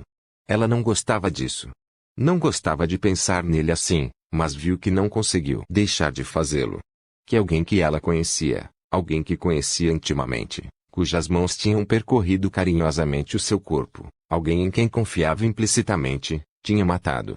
Bem, isso mudava as coisas. Isso mudava. Não para pior. Ela não o amava menos. Mas o via de outra forma. Ele tinha matado um homem. Homens. Inúmeros homens, anônimos. Ela pensava nisso uma tarde, ao vê-lo andar pela embarcação. Ele estava de calças, mas sua camisa estava pendurada numa cadeira. Ela olhava seus braços magros e musculosos, seus ombros nus, suas mãos belas e brutais, quando aconteceu. Passos no convés. Os dois ficaram paralisados, olharam um para o outro. Robbie ergueu os ombros. Alguém bateu à porta. Ouviu-se uma voz. Olá, Robbie. Abra. Sou eu. A voz de Emmeline. Anna saiu da cama e juntou rapidamente suas roupas. Robbie pôs um dedo nos lábios e foi pé ante pé até a porta. Eu sei que você está aí, disse Emmeline. Um velho simpático me disse que viu você chegar e que você não saiu a tarde inteira. Deixe-me entrar, está gelado aqui fora. Robbie fez sinal para Anna se esconder no banheiro. Anna fez sinal que sim, atravessou a cabine na ponta dos pés, fechou a porta rapidamente atrás dela. Seu coração estava disparado. Ela conseguiu enfiar o vestido e se ajoelhou para espiar pelo buraco da fechadura. Robbie abriu a porta. Como você soube onde me encontrar? Encantado, tenho certeza, disse Emmeline, baixando a cabeça e pulando para o meio da cabine. Anna notou que ela estava usando seu vestido novo amarelo. Desmond contou a Fred. Fred contou a Jane. Você sabe como esses garotos são. Ela fez uma pausa e examinou tudo. Isto aqui é divino, Robbie querido. Que esconderijo adorável. Você precisa dar uma festa. Uma festa muito íntima. Ela ergueu as sobrancelhas quando viu os lençóis desarrumados e se voltou para Robbie, sorrindo enquanto avaliava o seu grau de nudez. Interrompi alguma coisa. Anna prendeu a respiração. Eu estava dormindo, disse Robbie. Às 15 para as 4. Ele sacudiu os ombros, vestiu a camisa. Eu sempre imaginei o que você faria o dia inteiro.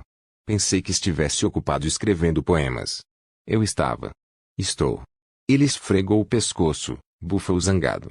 O que você quer? Anna encolheu-se ao ouvir o tom severo da voz dele. Foi a menção que Emmeline fez à poesia. Fazia semanas que Robbie não escrevia.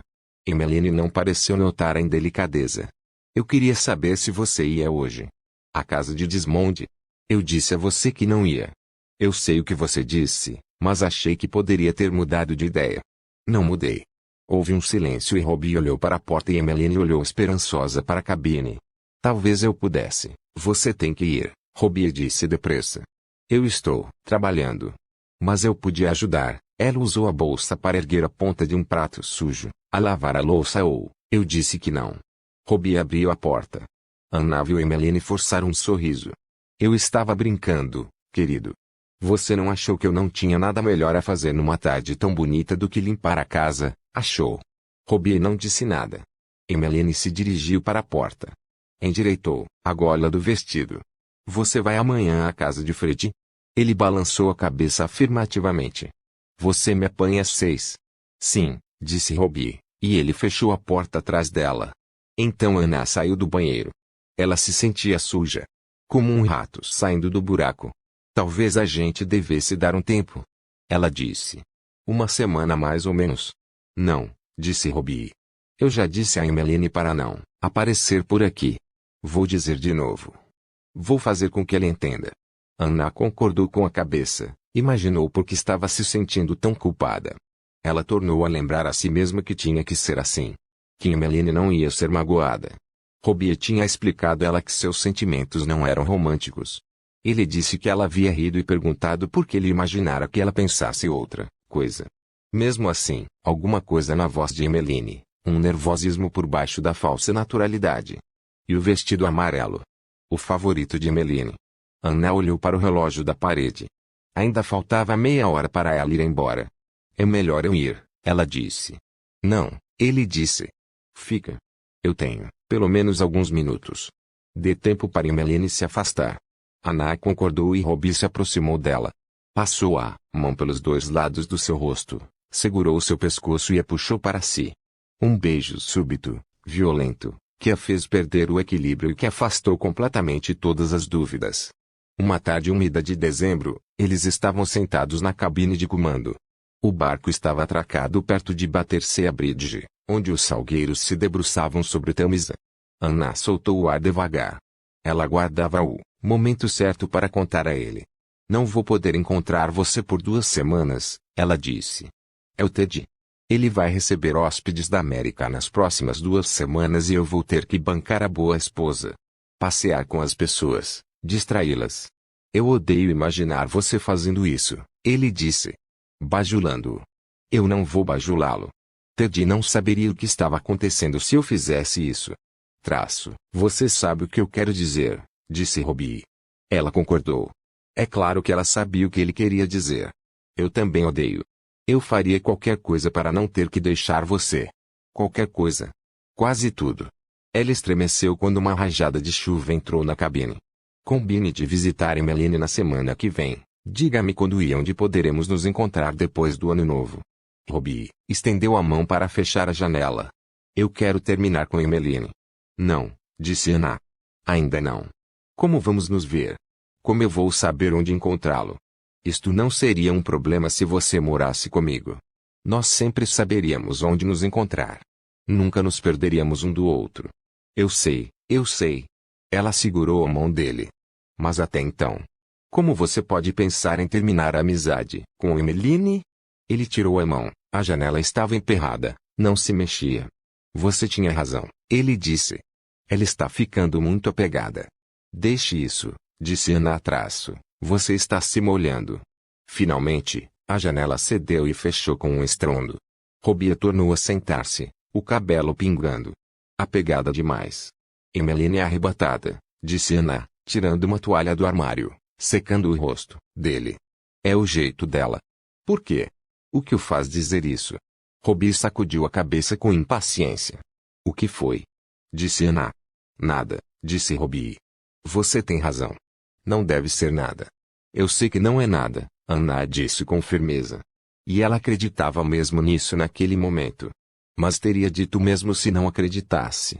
O amor é assim, insistente, seguro, persuasivo. Ele faz calar todas as dúvidas. A chuva estava forte.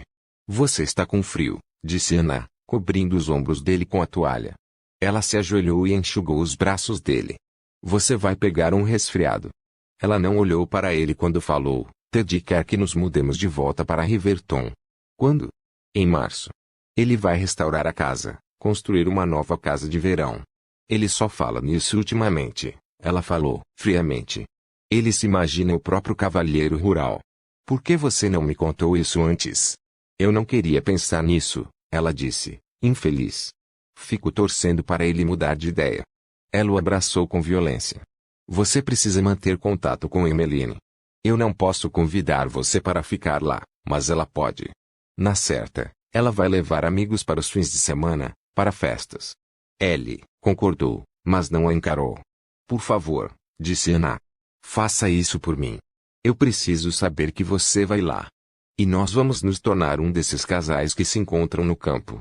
Sim, ela disse. Vamos jogar os mesmos jogos que inúmeros casais antes de nós.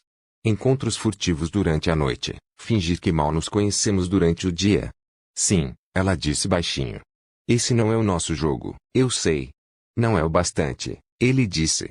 Eu sei, ela tornou a dizer. O ano de 1924 chegou e, certa noite, quando Ted viajava a negócios e Deborah e Emmeline estavam ocupadas com seus amigos, eles combinaram de se encontrar. O barco estava atracado numa parte de Londres em que Anna jamais tinha entrado. Quando o táxi se embrenhou pelo East End, ela olhou pela janela. A noite tinha caído e não havia muito o que ver. Prédios cinzentos, charretes com lanternas penduradas no alto, uma outra criança de rosto vermelho e roupa de lã correndo, jogando bola de gude, apontando para o táxi. Então, ao descer uma rua, o choque de luzes coloridas, gente, música. Anna inclinou-se para a frente e perguntou ao motorista, o que é isso? O que está acontecendo aqui? Festa de Ano Novo, Ellie, disse, com um acentuado sotaque cockney. Uns arroaceiros, todos eles. Estamos no meio do inverno, eles deviam estar dentro de casa. Anna observou, fascinada, enquanto o táxi se arrastava pela rua na direção do rio. As lâmpadas tinham sido penduradas entre os edifícios, e zigue-zagueavam pelo caminho. Um grupo de homens tocando violino e acordeão tinha atraído uma multidão que batia palmas e ria. Crianças se misturavam aos adultos, arrastando serpentinas e soprando apitos. Homens e mulheres rodeavam enormes tambores de metal, comendo castanhas e bebendo cerveja. O motorista de táxi teve que tocar a buzina e gritar para eles saírem da frente. São todos uns loucos, ele disse quando o táxi chegou ao final da rua e virou a esquina. Completamente doidos. Anna teve a impressão de ter passado por uma espécie de terra encantada. Quando o táxi finalmente parou no cais, ela correu à procura de Robbie, que estava esperando por ela. Robbie resistiu, mas Anna implorou, e finalmente o convenceu de acompanhá-la à festa. Eles saíam tão pouco, ela disse, e quando teriam outra oportunidade de ir a uma festa juntos? Ninguém iria conhecê-los ali. Era seguro. Ela guiou de memória, achando que não ia acertar o caminho. Achando que a festa tinha desaparecido como um anel encantado num conto de fadas. Mas logo ouviu o som dos violinos, os apitos das crianças, os gritos joviais, e viu que a festa era logo adiante. Momentos depois eles entraram na terra da fantasia, começaram a passear pela rua.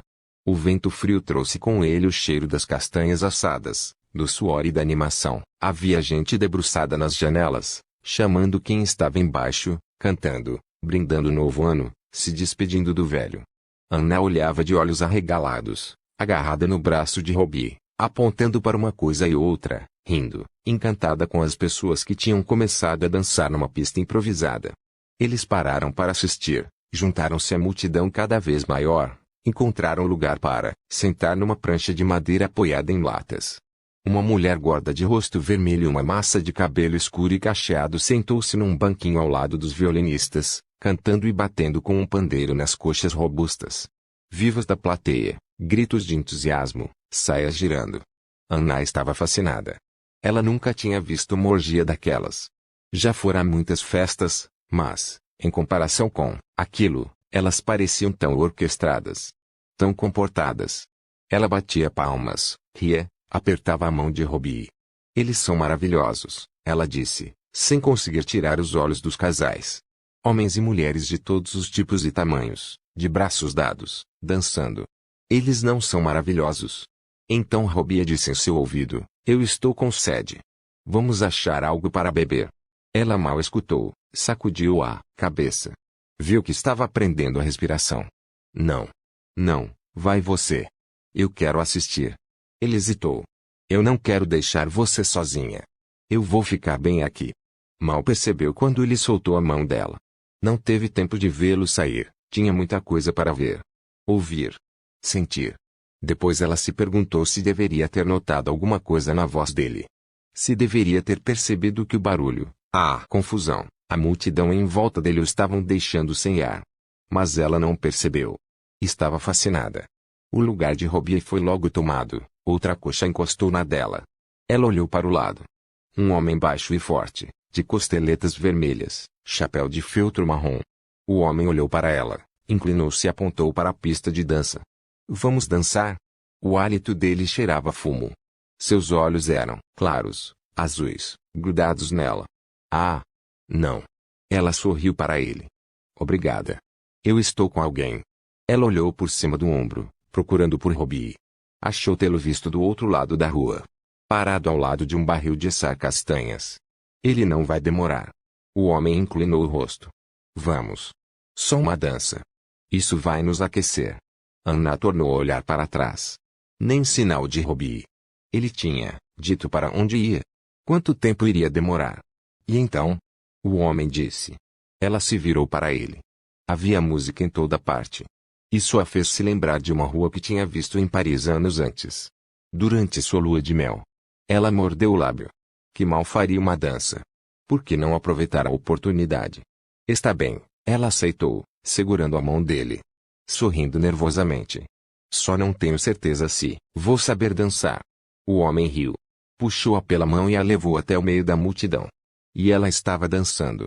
De algum modo, conduzida por ele, ela acertou os passos. Eles dançaram e giraram, arrastados na corrente dos outros casais. Violinos tocavam, botas batiam no chão, mãos batiam palmas. O homem deu o braço a ela, cotovelo com cotovelo, e eles giraram. Ela riu. Ela nunca tinha sentido tanta liberdade. Ergueu o rosto para o céu, fechou os olhos, sentiu o ar frio da noite beijando suas pálpebras quentes, seu rosto quente. Tornou a abrir os olhos, procurou Robbie. Queria dançar com ele. Ser abraçada por ele. Ela contemplou o mar de rostos. Será que eram tantos assim antes? Traço, mas estava rodando depressa demais. Havia um borrão de olhos e bocas e palavras. Ela estava sem fôlego, pôs a mão na garganta. Tenho que parar agora, meu amigo vai voltar. Ela bateu no ombro do homem, mas ele continuou rodando. Ela disse, chega. Obrigada. Por um momento ela achou que ele não ia parar, que ia continuar a rodar, sem soltá-la nunca. Mas, então, ela sentiu o impulso diminuir, uma tontura, e eles estavam perto do banco outra vez. Ele agora estava cheio de outros espectadores. Ainda nenhum sinal de Robbie. Onde está o seu amigo? Perguntou um homem. Ele tinha perdido o chapéu na dança, passou a mão pela cabeleira ruiva.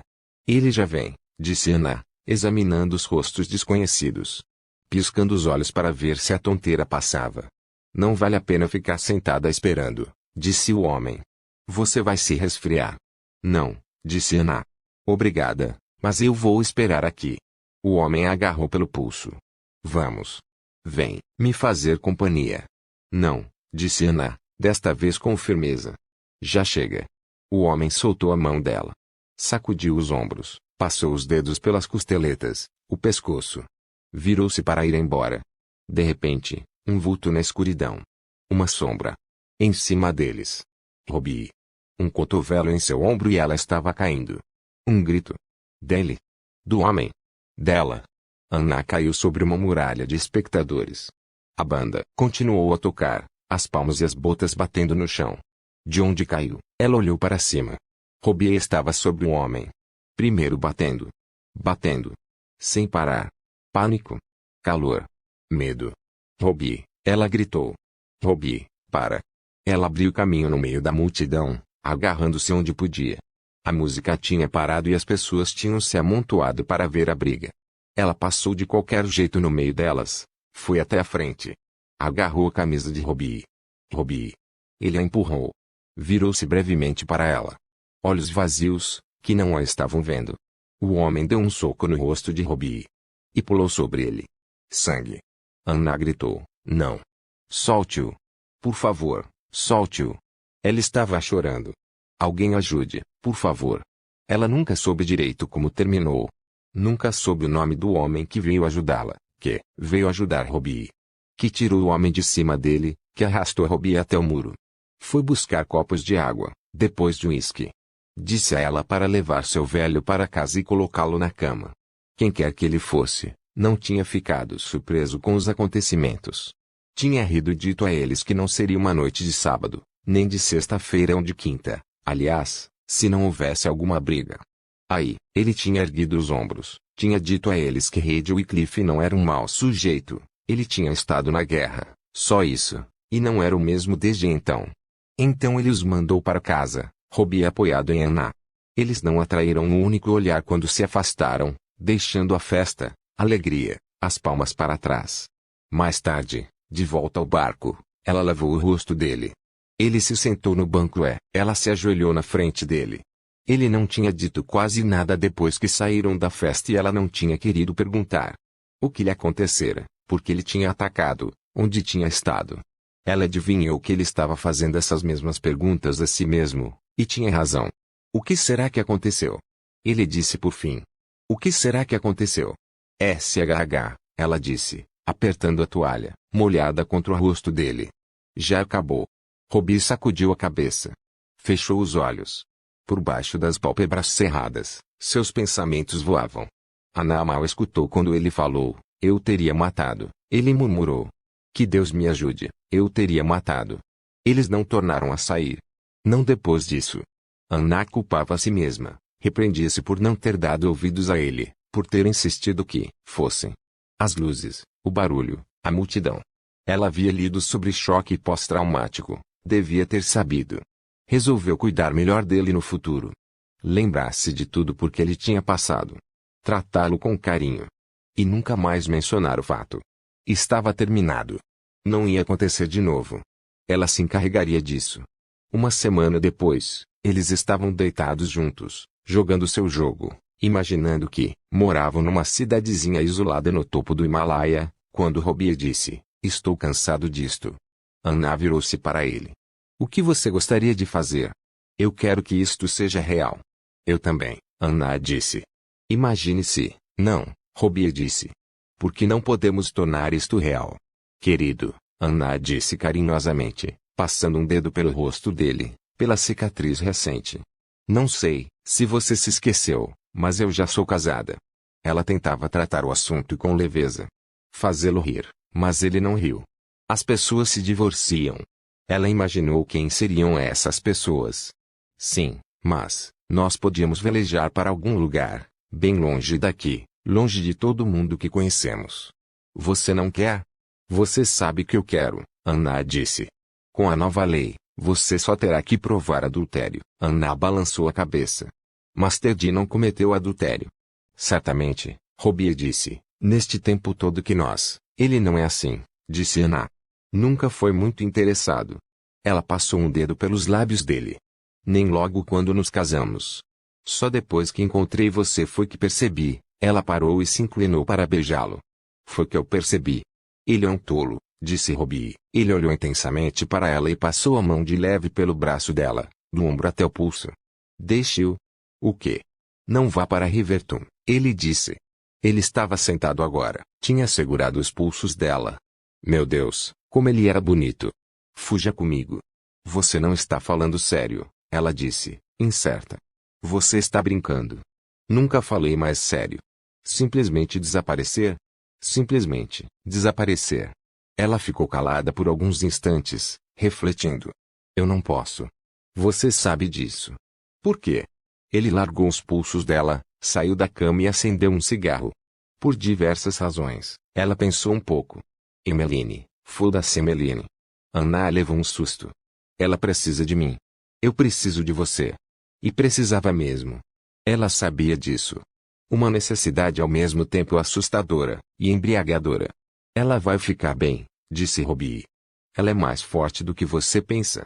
Ele estava sentado à mesa, fumando. Parecia mais magro do que antes. Ele estava mesmo mais magro. Ela imaginou como não tinha notado antes. Ted me encontraria, ela disse. A família dele me encontraria. Eu não deixaria. Você não os conhece. Eles não suportariam o escândalo. Nós iríamos para algum lugar onde eles não pudessem nos encontrar. O mundo é muito grande. Ele parecia tão frágil ali sentado. Sozinho. Ela era tudo o que ele tinha. Ela se aproximou dele, abraçou de modo que ele descansasse a cabeça em seu estômago. Eu não posso viver sem você, ele disse. Prefiro morrer.